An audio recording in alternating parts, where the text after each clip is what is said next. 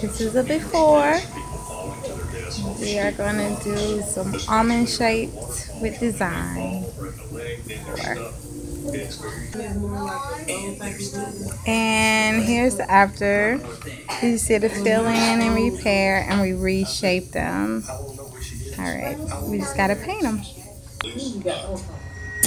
Alrighty, and this is the after.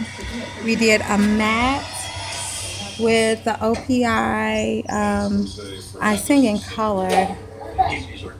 And these are matte with 3D flowers and rhinestones. So gorgeous. Okay, go ahead and flip them up for me. Try to get a good view of these. It's so dark, but